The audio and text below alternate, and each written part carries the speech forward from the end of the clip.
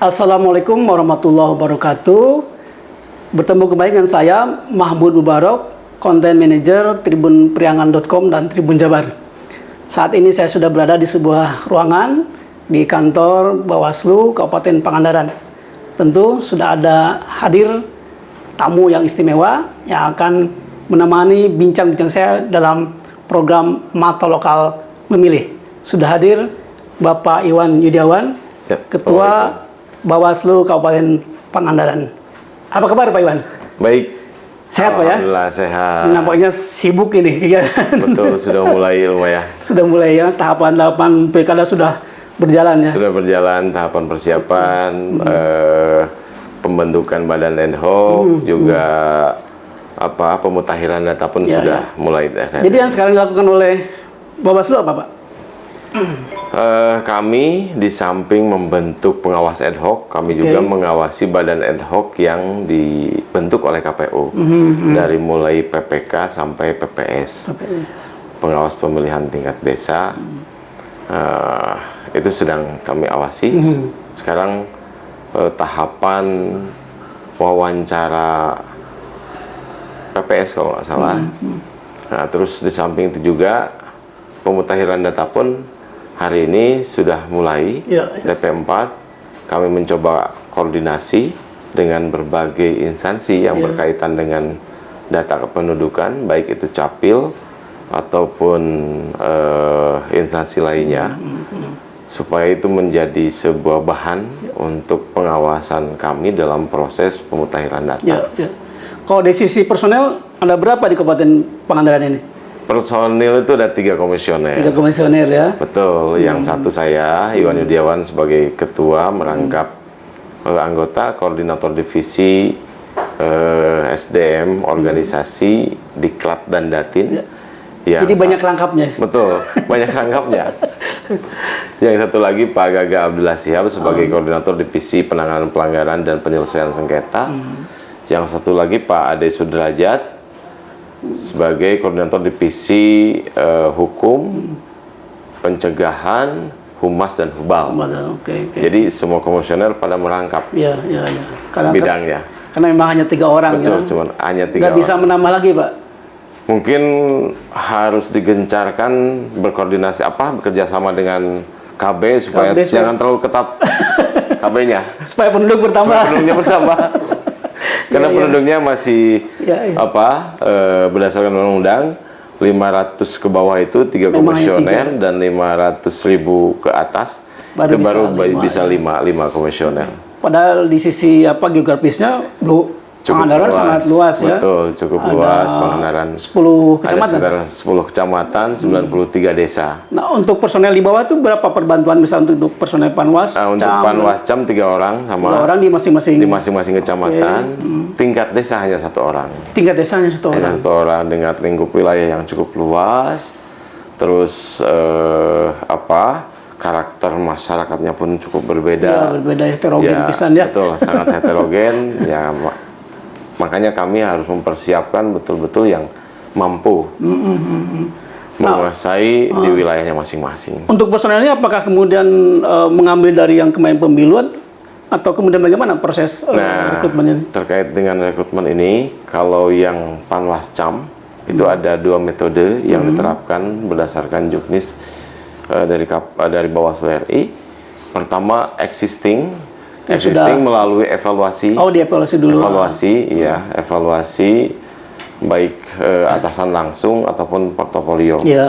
Kita cek kinerjanya selama mereka menjadi Panwascam di pemilu itu. Ketika ada sesuatu hal yang perlu kita evaluasi, maka kita evaluasi. Ada sekitar 8 kecamatan, ada 6 kecamatan yang kita evaluasi. Jadi tidak semua ya? Tidak semua. Maksudnya yang terevaluasi. Yang terevaluasi ada 6 kecamatan, 6 orang.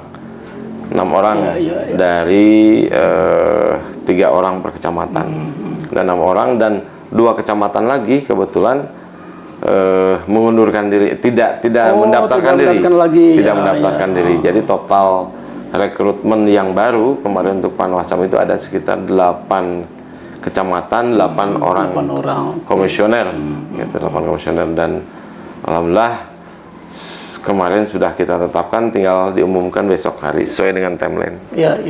Dan kita akan melakukan pelantikan juga di tanggal 24 hari Jumat. Hari Jumatnya sudah pelantikan. Ya, betul. Sementara untuk tingkat desa masih proses. Tingkat desa masih proses pendaftaran, lagi proses seleksi administrasi, dan untuk pendaftaran kemarin alhamdulillah sudah terpenuhi 93 desa berdasarkan Juknis, minimal 2 kali kebutuhan sudah terpenuhi secara keseluruhan.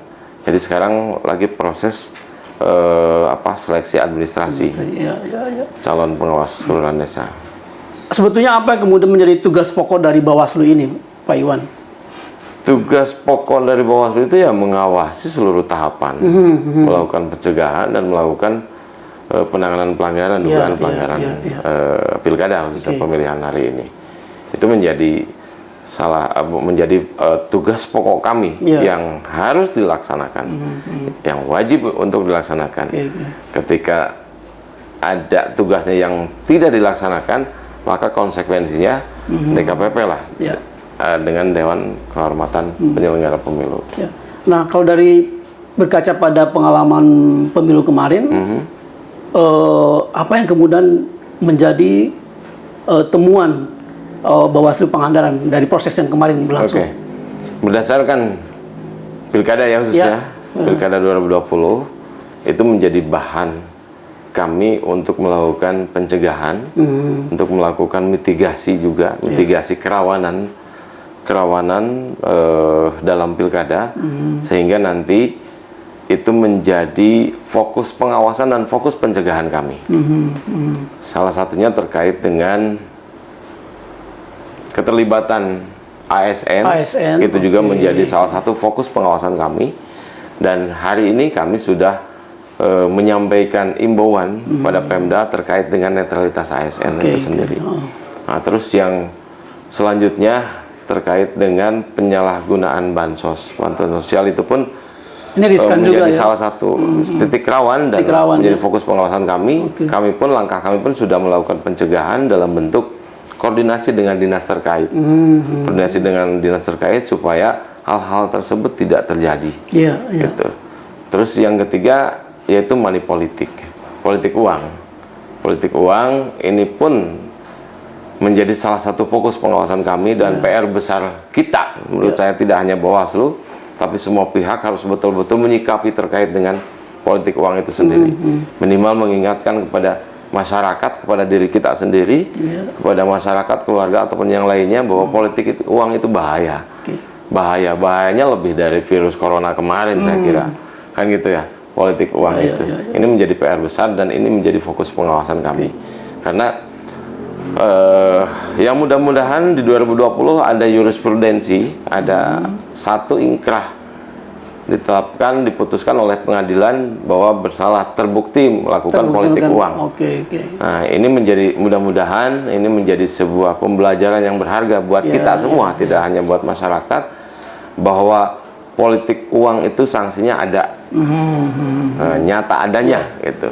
Ini mudah-mudahan menjadi sebuah pembelajaran dan menjadi sebuah efek jerak untuk semua, bahwa bagaimana caranya baik peserta pemilihan, dalam hal ini calon, tim kampanye dan lainnya, pun masyarakat sebagai pemilih jangan sampai terjebak dengan hal-hal yang bersifat politik uang, karena dampaknya sangat bahaya untuk negara ini, untuk negeri ini.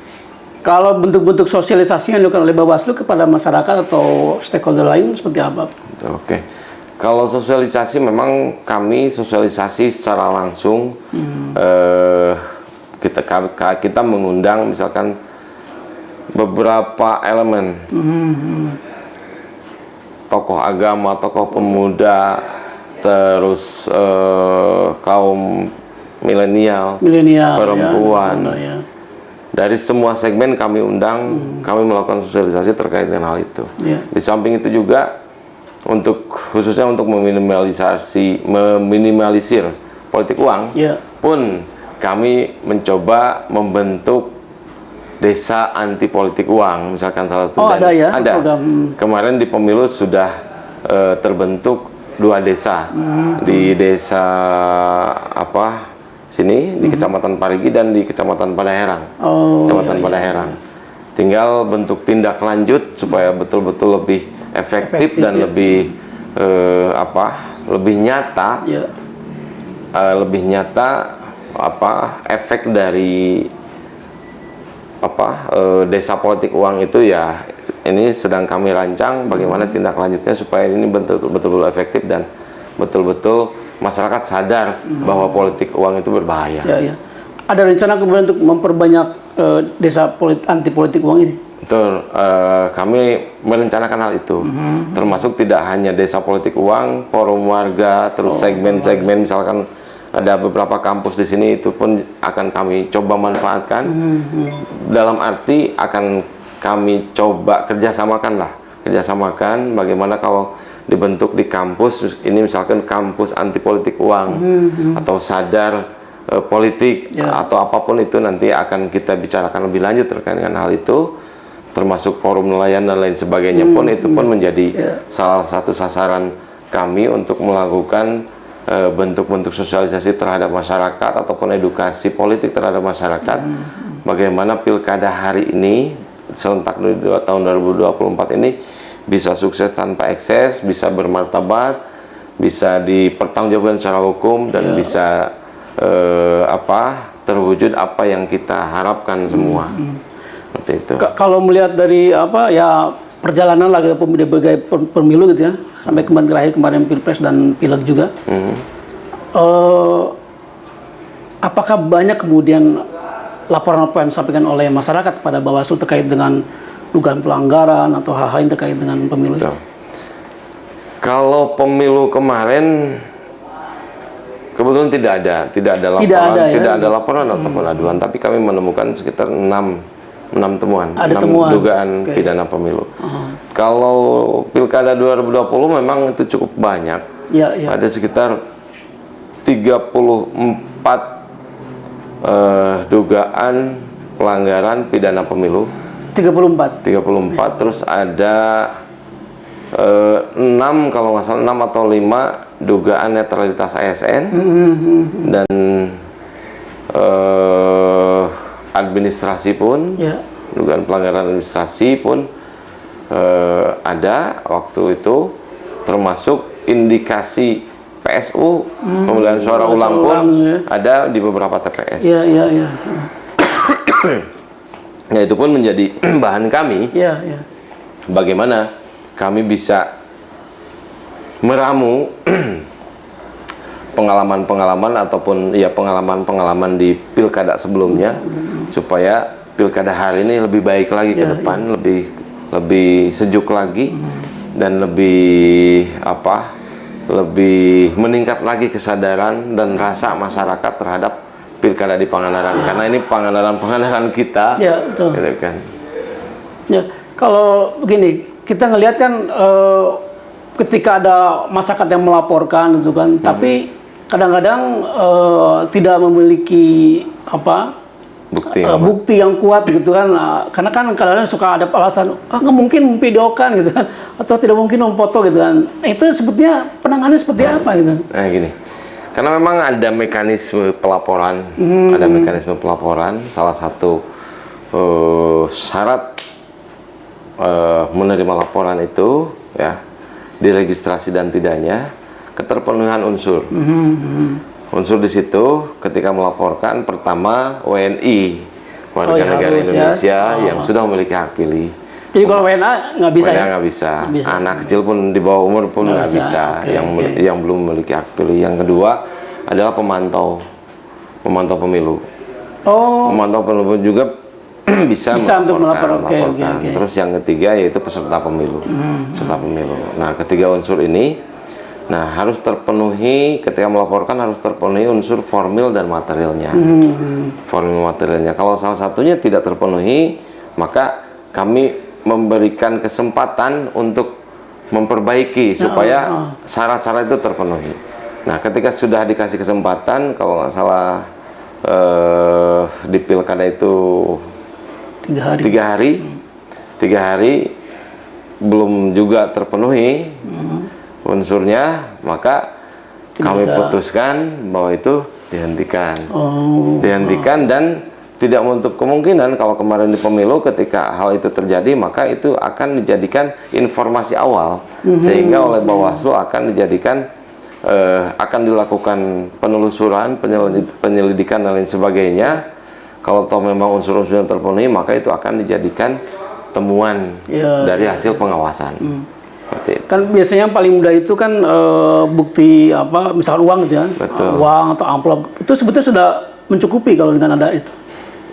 Iya, untuk pelaporan sementara untuk syarat-syarat melaporkan saja, formal dan materialnya misalkan uang, bentuk uang itu bisa terpenuhi. Yang paling penting ada identitas, ada nama pelapor, ada nama terlapor, berikut identitasnya, terus ada bukti-buktinya, bukti-bukti dugaan pelanggarannya seperti apa, itu sudah cukup, sudah cukup. Ya, persoalan nanti itu melanggar dan tidaknya, gitu kan, nanti ada proses selanjutnya. Karena kalau nanti kita pilah apakah ini dugaan pelanggaran administratif atau dugaan pelanggaran pidana. Kalau pidana pemilu, maka di situ akan ditangani oleh tim Sentra Gakumdu yang di dalamnya ada kejaksaan, dari pihak kejaksaan, penuntut umum, dan dari pihak kepolisian yaitu penyidik. Maka kami bahas di situ, ada 2 bahasan di situ. Bahasan pertama, terus penyelidikan dulu, penyelidikan untuk pengumpulan bukti-bukti, pemanggilan saksi, pelapor, terlapor, dan lain sebagainya. Setelah itu kita bahas bersama Gakumdu. Nah, ketika unsur-unsurnya sudah terpenuhi, maka naik ke pembahasan 2, naik ke penyidikan. Selanjutnya dari penyidikan disidik, dilimpahkan ke kejaksaan, penuntut umum, dari penuntut umum ke pengadilan. Tidak ada proses yang harus ditempuh, betul. Dan ini kan juga kalau kemudian masyarakat bisa mengetahui prosesnya kan bisa jadi tahu ya. Betul. Tapi mungkin ada sisi lain, itu ada persoalan mungkin ketakutan gitu kan dari masyarakat. Dari masyarakat ketika itu seperti apa? Tidak kita sedikit bisa juga memang ada masyarakat yang enggan untuk melaporkan karena takut. Mungkin ada terjadi juga intimidasi dan lain sebagainya. Maka Bawaslu menginisiasi bagaimana supaya masyarakat sekalipun tidak mau melaporkan, tapi informasi itu tetap didapatkan oleh Bawaslu. Maka di situ menyampaikan, menginformasikan, baik secara langsung ataupun tidak langsung. Tapi sifatnya bukan laporan, tapi menginformasikan. Menginformasikan tentunya, menginformasikan itu tidak hanya katanya. Tetap harus ada, supaya kami pun ketika menindaklanjuti ataupun menelusuri dan melakukan penyelidikan terkait dengan hal itu pun lebih mudah, lebih dimudahkan dalam proses penyelidikannya. Jadi nanti bisa seperti jadi temuan. Betul. Kalau menginformasikan, kalau masyarakat tidak mau melaporkan, silakan untuk menginformasikan kepada kami. Ketika fakta-faktanya sudah kelihatan dan ini layak untuk melalui pleno, nanti apakah ini layak atau tidaknya untuk dilanjutkan penyelidikan atau penelusuran pun, sekalipun tidak layak, pasti akan kami lakukan penyelidikan, penelusuran. Nah, hasil penelusuran itulah nanti akan terbuka apakah ini betul ataupun tidaknya. Kalau betul, maka akan kami tindak lanjuti. Ini akan ditetapkan sebagai temuan. Nah, kalau pendekatan Bawaslu kepada generasi milenial itu, ini kan menarik karena banyak sekarang kan udah anak yang baru sebagai pemilih pemula atau kemudian mereka anak-anak muda lah gitu. Kan mereka juga harus mengerti, harus melek gitu kan persoalan-persoalan politik atau kemudian pilkada, termasuk soal pelanggaran-pelanggarannya gitu kan. Nah, ini bagaimana pendekatan Bawaslu untuk bisa merangkul mereka dan mereka menjadi semacam agen agen penyebar dari informasi tentang Bawaslu atau pelanggaran-pelanggaran di dalam pemilu. Terkait dengan hal itu kami sudah memiliki duta pengawasan partisipatif. Ada itu. Satunya. Itu anak SMA, mahasiswa dan unsur mahasiswa dan SMA. Harapan kami teman-teman duta ini bisa menyebarkan virus-virus pengawasan, bahasa kami seperti itu, ataupun menginformasikan kepada teman-temannya terkait dengan pengawasan, terkait dengan kepemiluan, terkait dengan dugaan pelanggaran dan lain sebagainya, sehingga masyarakat ataupun teman-teman kaum milenial pun sedikit paham lah. Pertama itu, yang kedua media sosial. Media sosial Media sosial itu kami optimalisasi bagaimana membuat konten yang cukup menarik sehingga ini bisa masuk ke generasi Z itu sendiri. Ya. Seperti itu. Mungkin di samping itu juga kami melakukan sosialisasi juga. Secara langsung ya? Secara langsung ke sekolah, ke sekolah ataupun ke pesantren, ataupun ke halayak keramaian. Kami melalui poster dan lain sebagainya, melalui penyampaian-penyampaian itu pun kami lakukan dalam rangka optimalisasi ikhtiar lah. Ikhtiar dalam proses pengawasan, pencegahan pengawasan. Kalau untuk kalangan marginal ada juga pendekatan ke mereka. Pendekatan marginal dalam hal ini mungkin seperti disabilitas, kaum rentan, kan gitu. Itu pun kami pun sama halnya, kami mengundang beliau-beliau itu, kami undang, terus kami sosialisasikan juga terkait dengan pengawasan, dugaan pelanggaran, terregulasi dan lain sebagainya. Kami sampaikan, malah tidak hanya itu dalam tidak hanya dilibatkan hanya untuk kaum disabilitas saja, tapi di dalam sosialisasi secara umum pun selalu kami libatkan. Salah satunya perwakilannya kan ada komunitasnya di situ. Kami ambil salah satu komunitasnya supaya komunitasnya pun setelah kami informasikan kaitan dengan pengawasan dan lain sebagainya bisa menginformasikan kepada teman-temannya. Kalau dari pengalaman Bapak itu sepanjang menjadi Bawaslu dari sebelumnya juga itu ya, kasus yang paling berat apa yang pernah dihadapi, ditangani? Politik uang lah. Politik uang. Tetaplah politik uang. Iya. Itu seperti apa Pak kasusnya waktu itu? Iya, politik uang itu kan berdasarkan regulasi 1016 sanksinya sangat luar biasa. Iya. Kalau nggak salah kurungan 3 tahun, denda sekitar 300 juta. Berapapun yang diterima? Atau ada batasan? Itu tidak ada batas minimal. Tidak ada batas minimal? Tidak ada batas minimal. Artinya berapapun serupiah pun ada, asal unsur-unsurnya terpenuhi, indikator politik uangnya, maka itu terindikasi. Karena yang memutuskan melanggar dan tidaknya bukan kami, tapi pengadilan. Kami hanya menyampaikan, itulah berbenturan dengan kewenangan kami juga. Kewenangan kami tidak bisa memutuskan terkait dengan dugaan pidana pemilu, netralitas ASN pun tidak. Bisa juga. Kami tidak memutuskan, tidak bisa memutuskan, tidak punya kewenangan untuk memutuskan. Hanya rekomendasi aja. Hanya rekomendasi. Kami menangani dan merekomendasikan kepada KASN. Dan ini pun menjadi apa ya?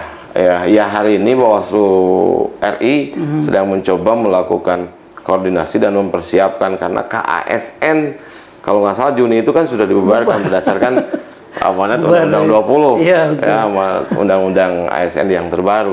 Ini juga langkah kami selanjutnya harus seperti apa ketika kami menemukan dugaan pelanggaran netralitas ASN di daerah misalkan. Kalau kemarin kan dugaan kami proses, kan proses di sini ditangani. Nah, ketika sudah diproses, kami sampaikan hasil penanganan itu melalui rekomendasi ke KASN melalui Bawaslu Provinsi, Bawaslu Pusat, lalu ke KASN. Tapi belum ada ya penerapan sanksi pada ASN itu belum pernah ada di Pangandaran. 2020 terjadi. Ada ASN berarti yang? ASN. Itu bentuk sanksinya apa? Teguran. Oh, teguran aja ya? Teguran ya, sanksi. Karena yang memutuskan sanksinya adalah KASN, yang mengeksekusi, yang implementator dari sanksi itu, gitu ya, adalah PPK. PPK pejabat pembina kepegawaian, dalam ini Pak Bupati mungkin.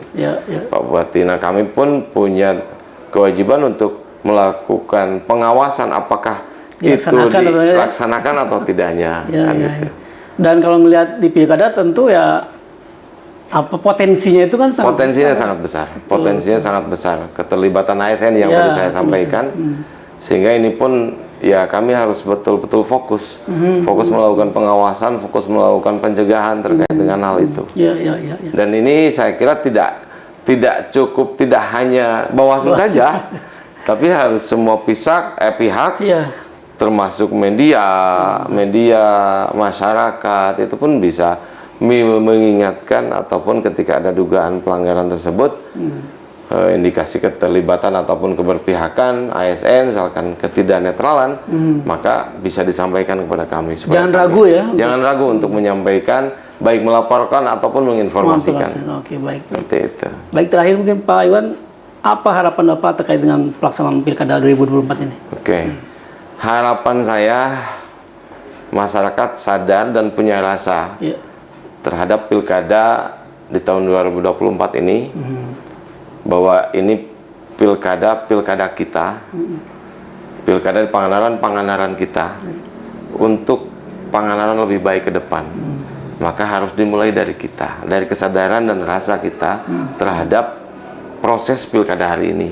Bagaimana kita semua, tidak hanya Bawaslu dan KPU dalam hal ini, bisa mewujudkan ataupun mewujudkan ataupun apa ya istilahnya, mewujudkan bahwa pilkada serentak tahun 2024 ini khususnya di Pangandaran bisa terwujud dengan sejuk, iklim sejuk, damai, kondusif, semua saling menghargai, semua saling memahami, semua saling menghormati, saling menjaga dan taat dan patuh terhadap peraturan perundang-undangan yang berlaku. Saya kira itu, karena peraturan perundang-undangan itu sudah mengarahkan ke harapan kita semua untuk mewujudkan sebuah pemimpin yang betul-betul legitimate dan bisa melakukan perubahan ke arah yang lebih baik lagi untuk kita semua, khususnya untuk di Kabupaten Pangandaran. Baik. Terima kasih banyak Pak Iwan atas waktunya. Siap. Demikian Tribuners, bincang-bincang santai saya dengan Bapak Iwan Yudiawan, Ketua Bawaslu Kabupaten Pangandaran. Sampai bertemu kembali di lain kesempatan. Assalamualaikum warahmatullahi wabarakatuh. Download Tribun X sekarang, menghadirkan lokal menjadi Indonesia.